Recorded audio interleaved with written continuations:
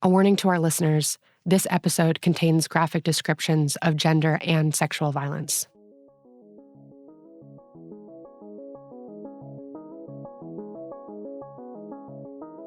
As we got to the end of the street, there was a car parked in front of us. As soon as I saw the number plate, my heart stopped. And I said to Steve, "That's my uncle's car. We need to go. We need to go now." He immediately drove around my uncle's car, got to the bottom of the road, and at the bottom of the road, my husband had blocked the roundabout, and we had this horrible, it was a high-speed car chase, and it wasn't a game, but it just felt like it was a game, and they were trying to catch us, and it was really frightening because we ended up on this bridge, which is really high up and it's above a massive river. My husband hit the back of our car, which pushed us into the back of my uncle's car, and we were doing about 75 miles an hour at this time. I was screaming at Steve, "Just stop the car, let me out. They don't want you, they just want me." And he was just screaming at me, "No, I'm not going to stop. I'm not going to let them take you." How did she get here? Pursued on a bridge by her own husband and uncle? And what will happen when she needs to ask for protection from people who don't really understand the danger she's in? From TED and Luminary Media, this is Sincerely X, and I'm Sarah Kay. In each episode of our show, we hear a story from an anonymous guest and give light to an idea in hiding. In today's episode, we look at the complicated relationship between equality and difference. It's a fundamental tenet of democracy that every citizen should be seen as equal in the eyes of the law. In an ideal system, we would receive the same punishments and the same privileges as every one of our neighbors. But we all know that's not how it works. There are systemic issues that prevent access to justice. In addition to that, we come from different backgrounds and cultures. And even with good intentions, we can make dangerous assumptions and promote harmful stereotypes. But treating everyone equally doesn't contradict recognizing cultural difference. That's the idea we'll explore today. I just felt growing up like I had a split personality. I was one person in front of my siblings. I was another person in front of my parents. And yet again, another person when I was with my friends. So I couldn't figure out who I wanted to be. Our guest's story starts in a way you might recognize from other immigrant stories. Her parents are from Pakistan. She was born and raised in the UK. A Muslim girl in a sea of non-Muslim girls with rules her friends didn't have to follow. No sleepovers, no makeup, no boys.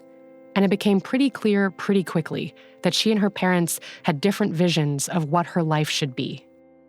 I went to college at 17 and I actually had to fight my parents to let me go to college because I wanted to do sound engineering. And that just wasn't something that a girl should be doing. And in the end, they relented and they let me go. But they didn't realise it was because I wanted to work with rock bands. They just heard the word engineering and thought it sounded really good. They didn't realise what it involved. The next year, she decided to quit school and tested just how far she could push. After she quit and moved home, she realized this isn't what I want. I loved the independence too much. I wanted to go back. So straight after studying, that's when I left home again. She knew her parents would never let her live on her own. So she ran away thinking she would just move out. They would get used to the idea, and then they would all go from there. And yeah, that didn't go down well either.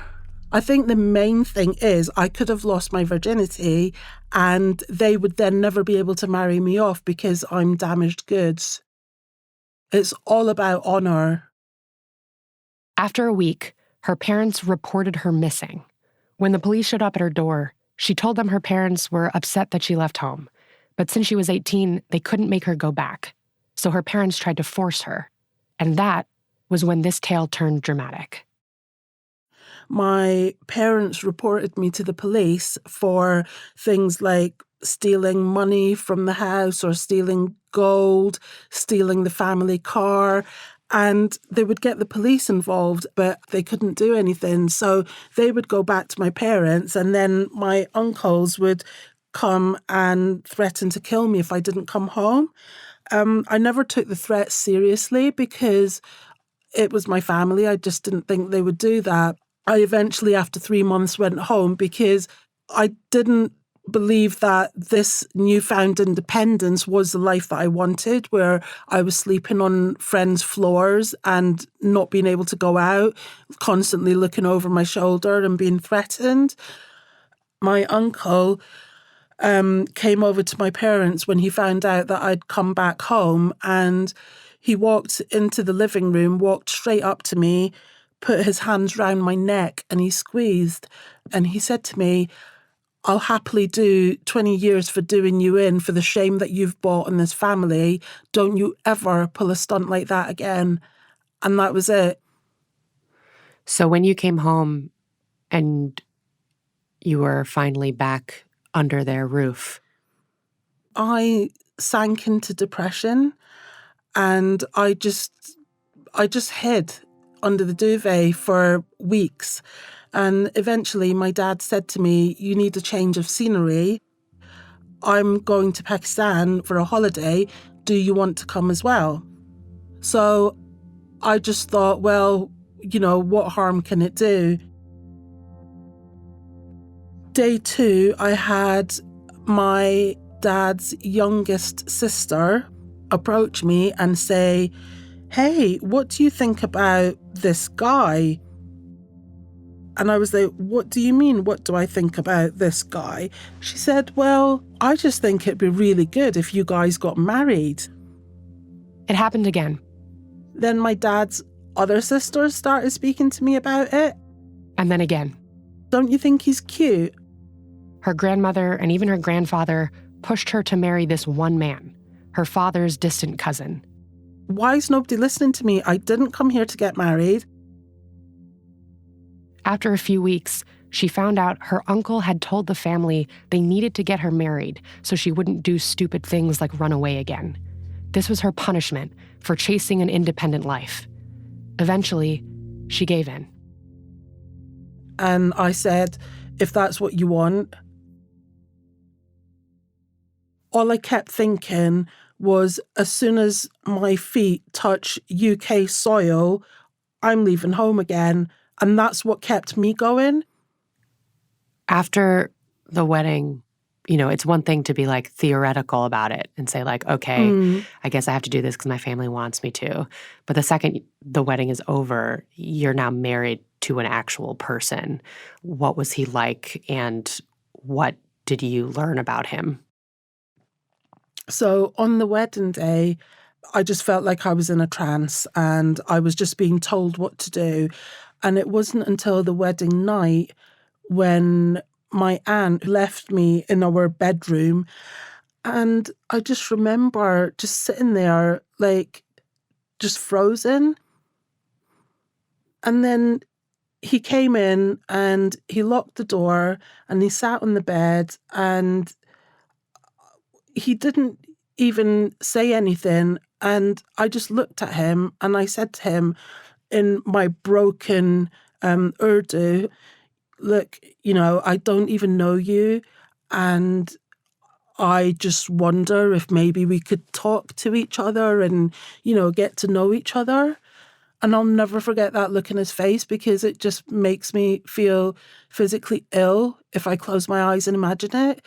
But I just remember the smirk on his face, and he just started to take my clothes off, and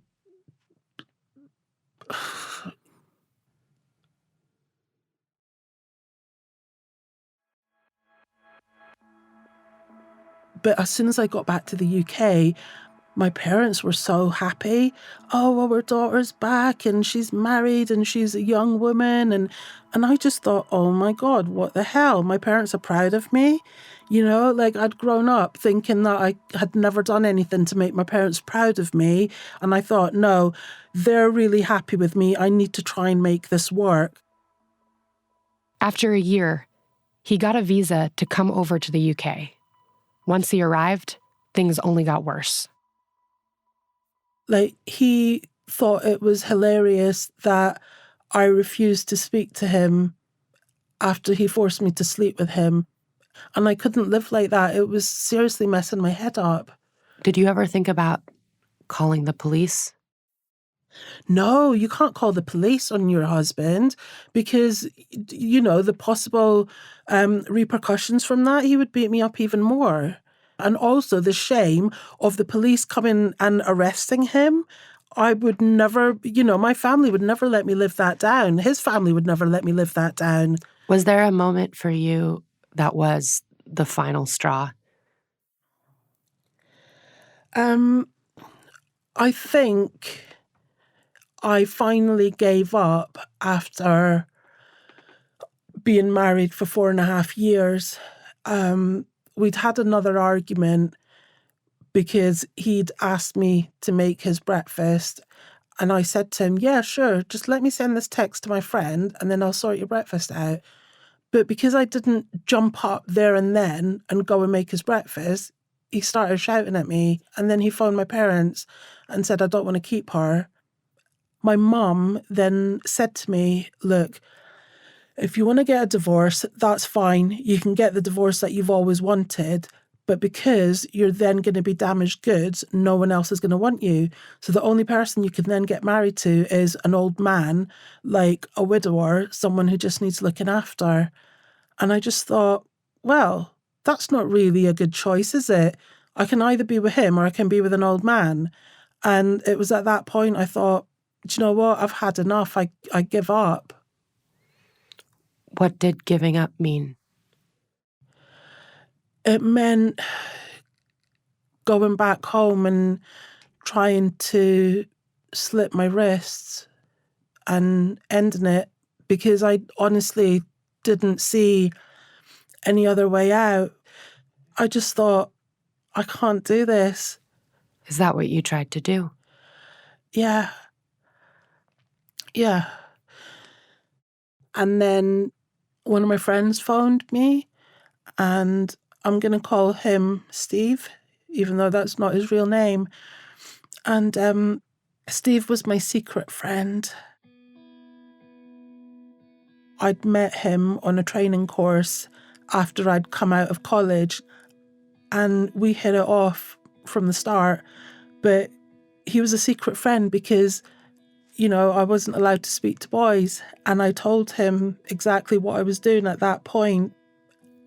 And then he said to me, well, why don't you move in with me? And when the dust settles, we'll go traveling. And then you can see exactly how beautiful the world is, basically. So within half an hour of speaking to him, I packed my bags and ended up on his doorstep. And I knew at that point I'd never be able to have anything to do with my family again.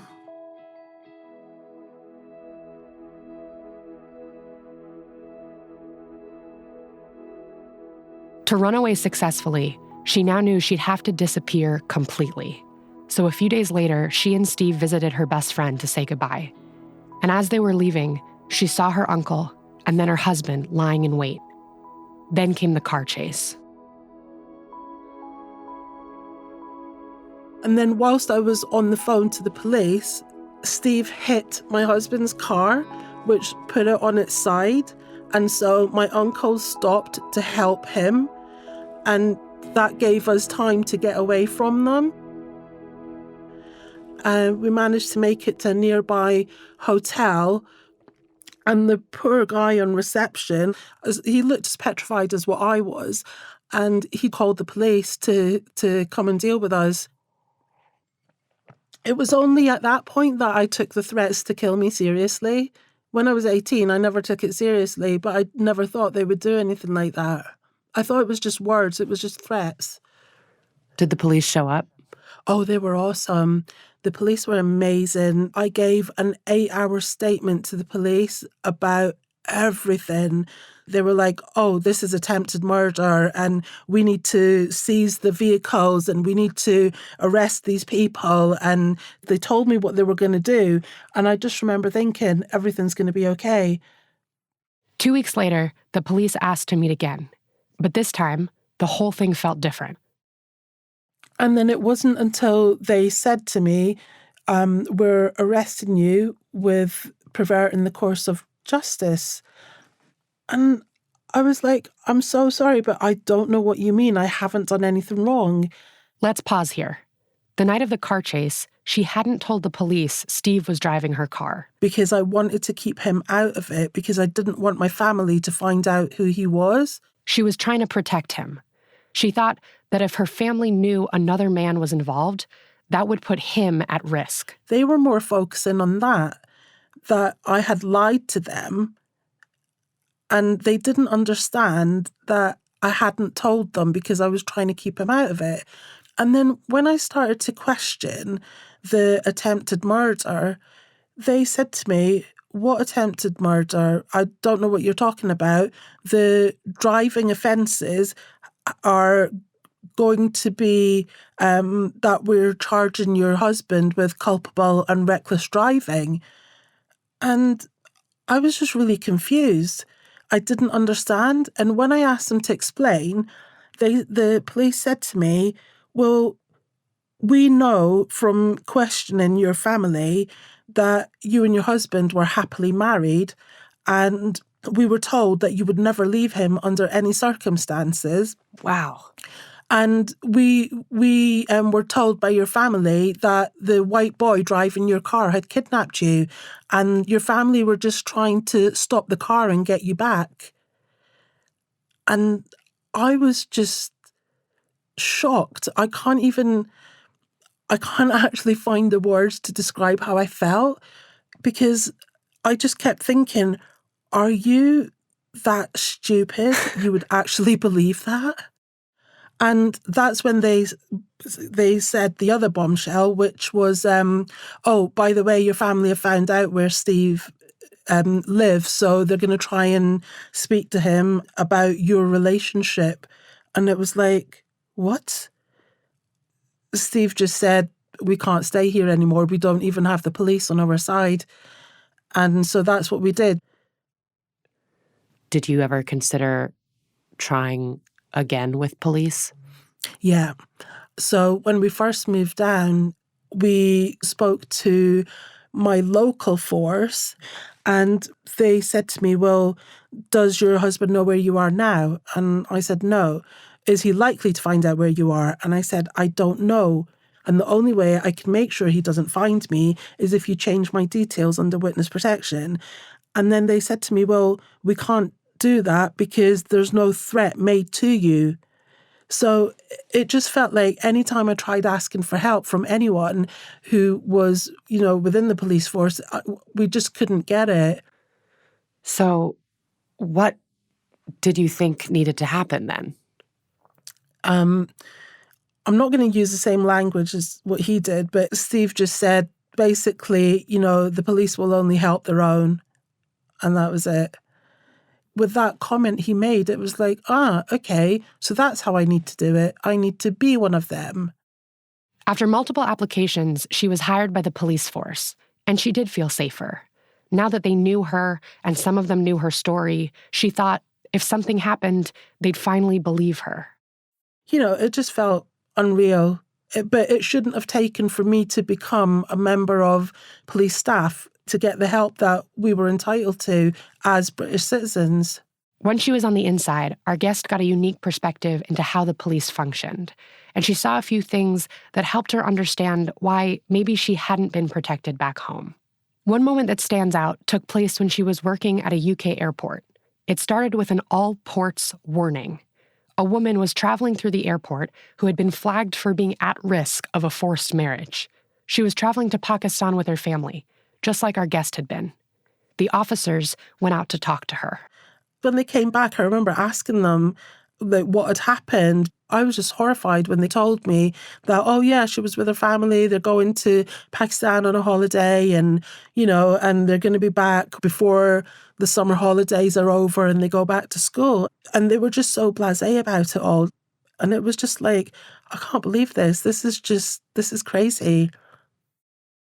So they were reading this situation as nothing suspicious. Everything seems just about right. This person is with their family. They're going on vacation. But you know Yeah. from very personal experience that just because someone is in that situation doesn't mean that they're not in extreme risk. And the fact that they interviewed her in front of her family means that it was even less likely that she would have been able to say, help me, I'm being forced into something I don't want.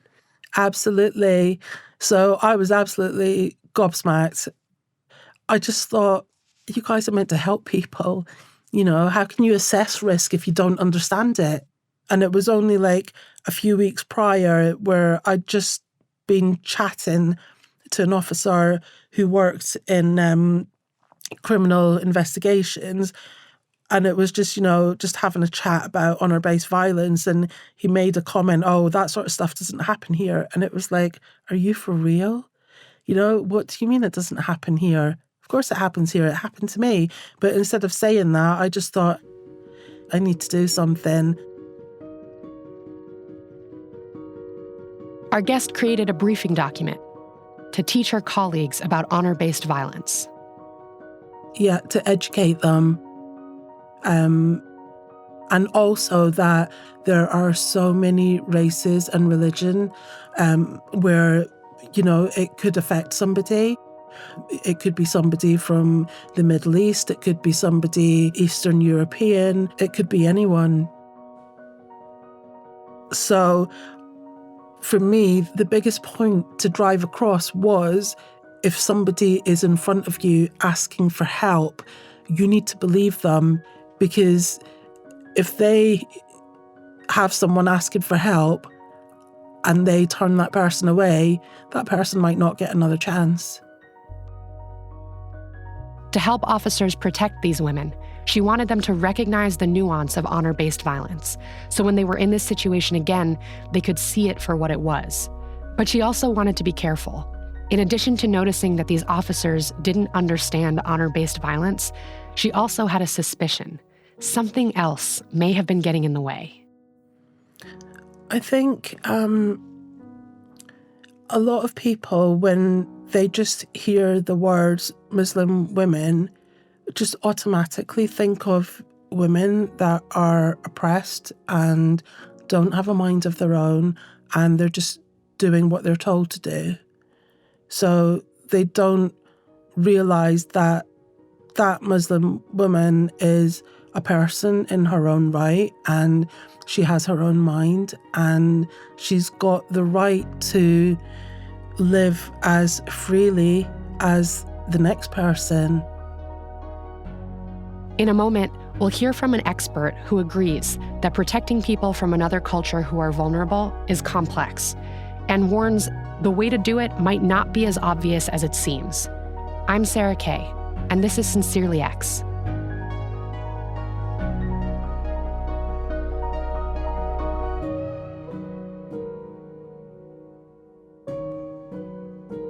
So far, we've heard the story of an anonymous woman who left a forced marriage and experienced aggression from her family that became so intense she now lives under an assumed name. Her ordeal was traumatic and terrifying, and then when she sought help, she was faced with a type of misunderstanding or ignorance that proved to be its own kind of danger. This is Dahlia Mogahed. Hello, this is Dahlia.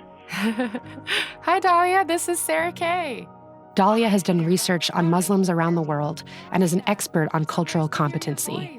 I actually took a workshop from her on the subject a few years ago. I've also done a lot of research on Muslim communities globally when I was with Gallup, and I co-authored a book called Who Speaks for Islam? What a Billion Muslims Really Think.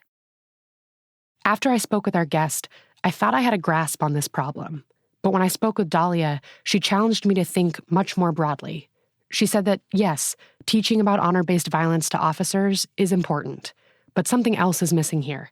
And if you really want to support someone from another culture, you cannot miss that layer. I actually classify all honor-based violence as a type of gender-based violence. And it's important to both be aware of the nuances, but not to allow the nuances to make us respond in a fundamentally different way. Because the way that we should respond to it, regardless of its subcategory, is really very similar. It's about believing women. It's about getting people to a safe place. It's about being knowledgeable about what would put someone at risk. For example, speaking to them, if it's law enforcement, speaking to them in front of the perpetrator.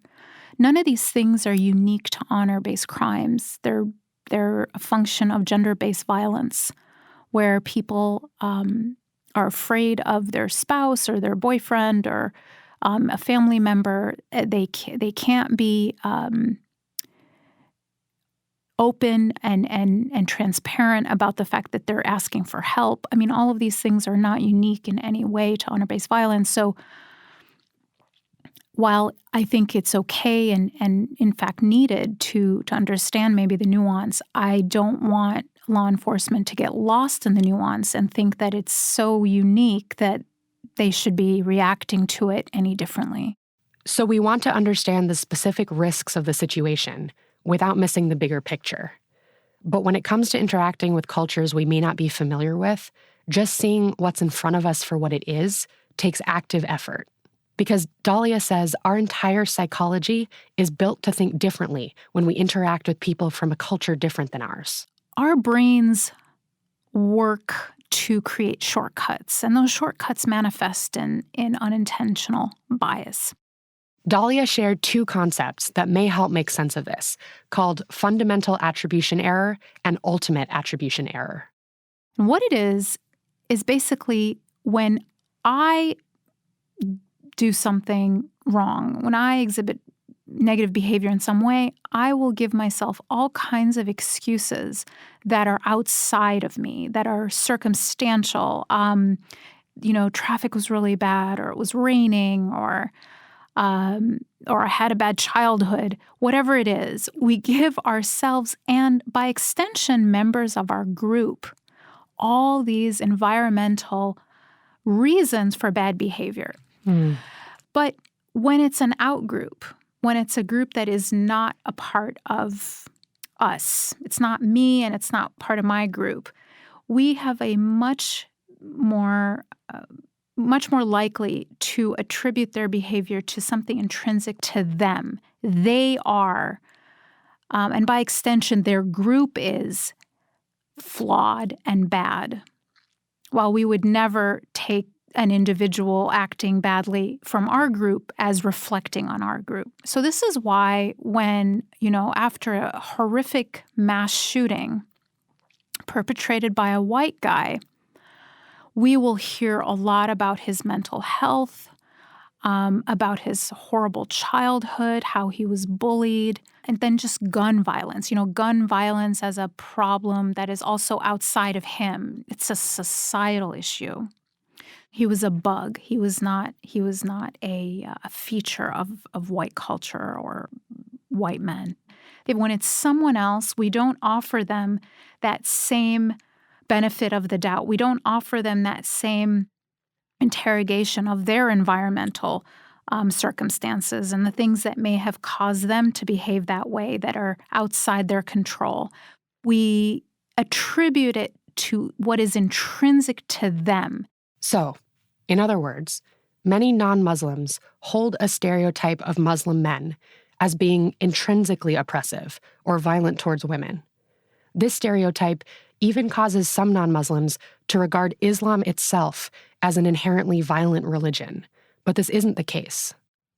In our research, we found that Muslim women are as likely as Christian or Jewish women to say that they've experienced gender-based discrimination. So if you're a woman in America, about half of us say that we've experienced some kind of discrimination because of our gender in the last year, and Muslim women are no different. Where they stand out, where they're different, is they are far more likely than any other group of women to have experienced racial discrimination and religious discrimination. And they're more likely to have experienced racial and religious discrimination than gender discrimination. So their primary threat that Muslim women face is from Islamophobia. And so the irony in all of this is that Islam's alleged outdated views of women is the most salient anti-Muslim stereotype among the general public. It's more prevalent than any other negative stereotype about Muslims. So you have this situation where people's supposed concern for Muslim women and their treatment fuels a bigotry against the community that results in Muslim women being targeted by hate. And so they're the victim in so many different ways. Based on the research she's done in the United States, Dahlia knows that Muslim women are no more or less likely to experience gender-based discrimination than women of other faiths. Despite this fact, there are many non-Muslims who associate Islam with gender-based discrimination. When they hear a story of a Muslim woman experiencing violence or oppression, they just assume that it's a feature of Islam, not a bug. That assumption is not only incorrect, it's also dangerous and causes real harm. It's how we end up with a particular type of rhetoric among non-Muslims who claim that they are concerned for the safety of Muslim women at the hands of Muslim men. But that supposed concern is formed around caricatures and stereotypes and not based in reality or understanding. And those narratives encourage and embolden Islamophobic thinking, threats, and acts, the victims of which are often Muslim women.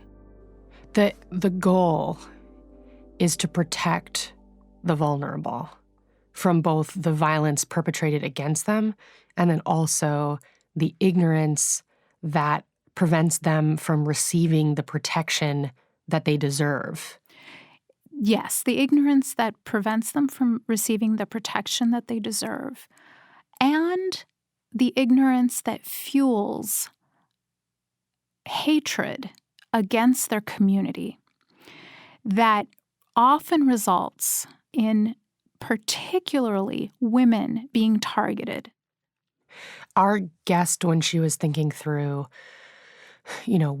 what should be done differently, what could be done differently, she kind of offered two main solutions: that law enforcement needs to ignore culture or treat someone as a citizen with the same rights afforded to all other citizens without a regard for the specific culture that they come from. But then she also said that they need to be educated about the culture they're policing. And I'm curious, how do you reconcile those two ideas, that you should simultaneously ignore culture while being aware of culture?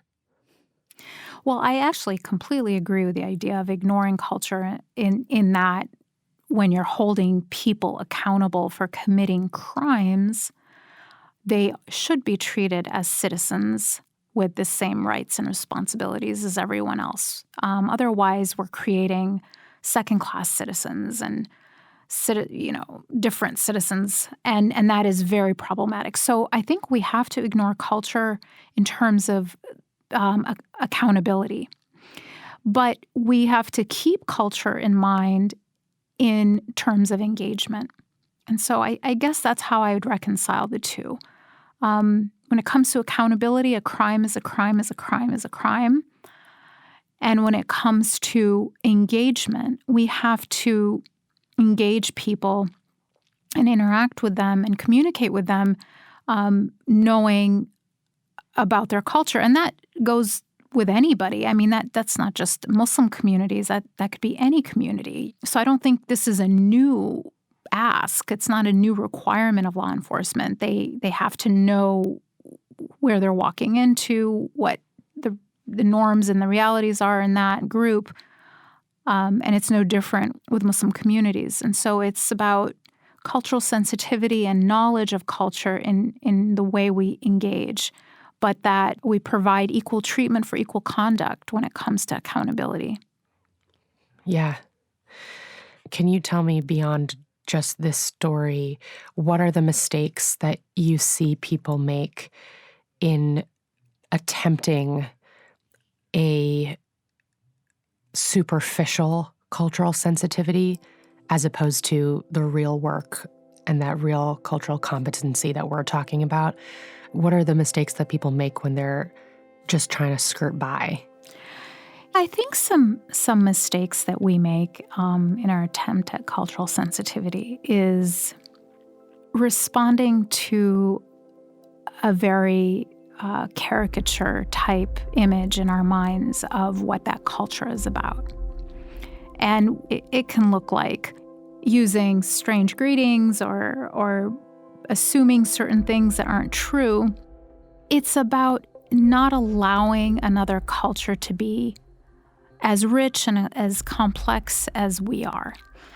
It's about reducing people to a caricature versus a full human being. And the more we can be conscious of this tendency that we all have with cultures that we're not familiar with, the more we can avoid it. Familiarity, exposure, proximity is really the best way to overcome this tendency.